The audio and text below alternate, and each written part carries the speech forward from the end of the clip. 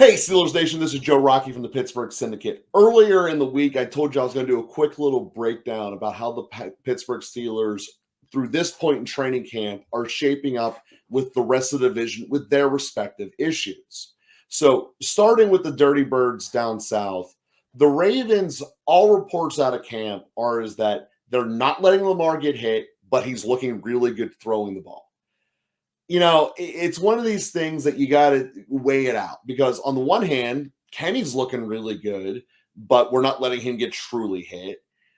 But Kenny's at a spot where he's developing and we believe he's going to be accurate. He's showing he can put the ball in the tight windows. Lamar's not so much so. And we haven't seen any official rumblings yet from Beckham. I believe that's just a matter of time. But I believe it's burying the lead and trying to hide the problem with the Ravens with shiny objects of Lamar throwing the ball. Dobbins is still holding in. And Dobbins has said he is not willing to do his test to come on the field until he gets a contract. It's a unique way of going about it. I want you to pay me, but I don't want to tell you if I'm healthy, which ultimately he'll have to do regardless. But it's a unique chasm that is happening between the Ravens and Dobbins. And Dobbins had a great finish to last year. Not as long as Najee's was, but when he came back from his injury and got healthy, Dobbins was one of the best runners in December.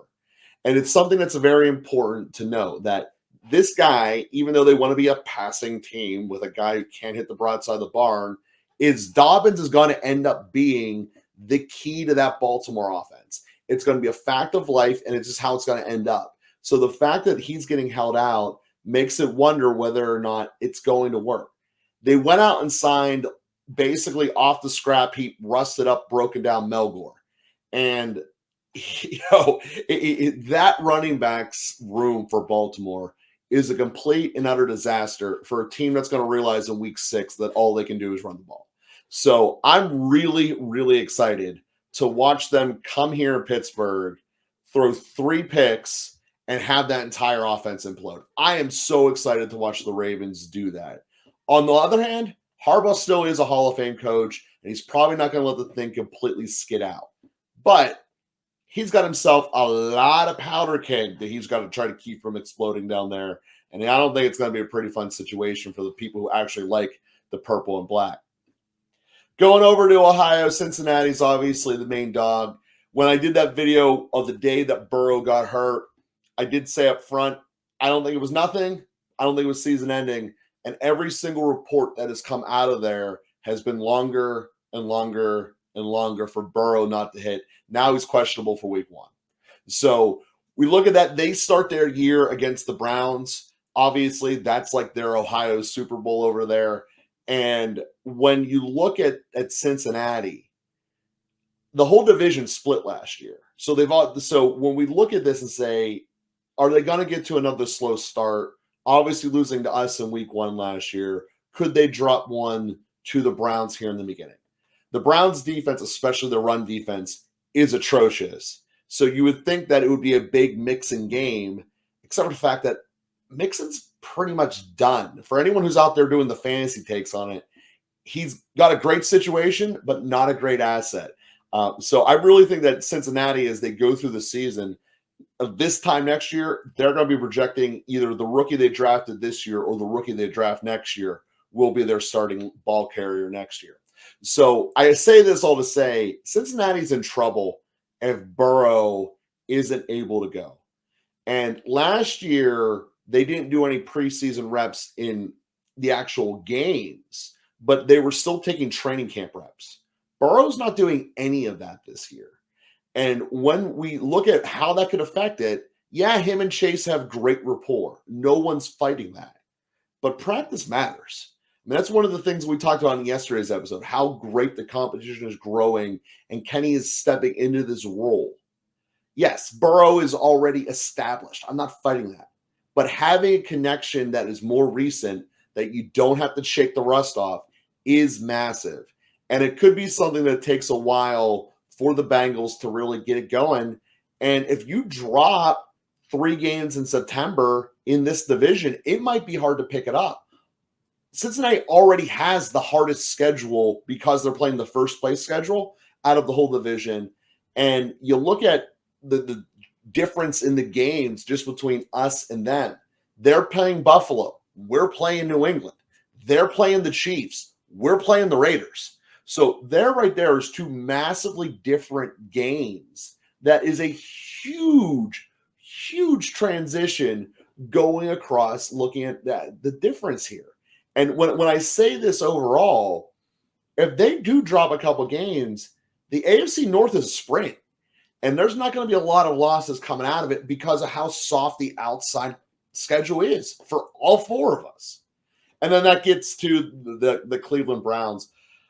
They didn't fix their defense. They basically went out and replaced the C- with a borderline C minus at their nose tackle position, and their interior run stuffing is. Baltimore will rip them apart pretty easily as long as they remember they should still run the ball. And I think we're going to do the same thing to them.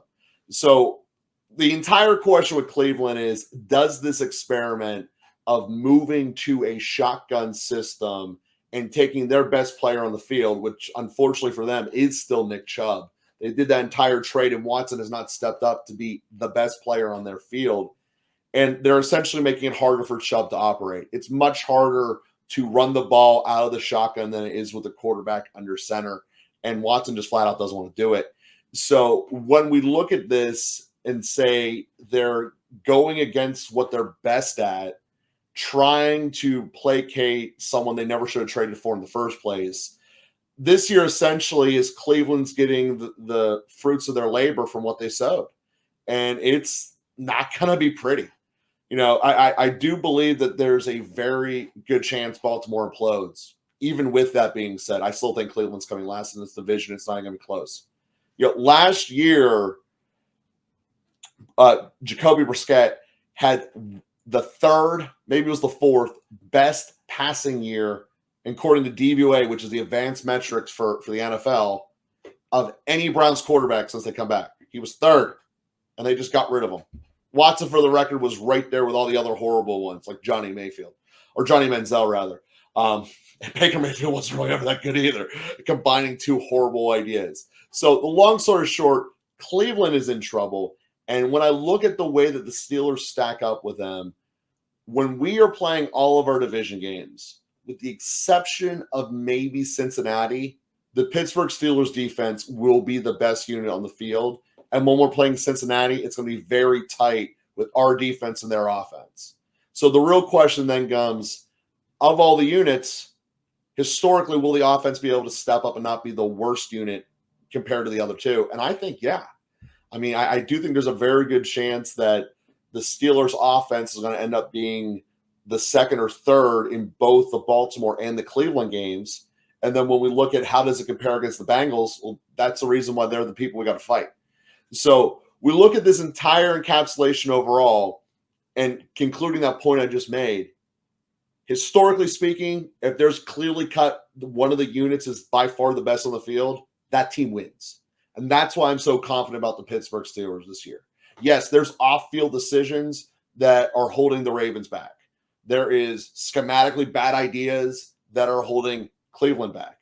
And then there's an injury that's holding Cincinnati back. The Steelers, if their plan that they draw is going to come to fruition and it ends up being successful, do not have any of these other three major problems. Our major problem is, can a second-year quarterback step up? And historically, under Tomlin, the second-year players do step up. We already see Pickens is. Kenny's been throwing the ball in tight windows. I invite you to watch that video from earlier in the week about how Kenny grows to see some of that footage. This team is set up to do this. And I stand by this. I stand by this 100%. The AFC North ends in one of two ways. The Pittsburgh Steelers are going to get by, or Joe Burrow is winning the MVP. And that's the only two options for the AFC North. And I think we're going to have ourselves a free day. Here we go, Steelers. Here we go.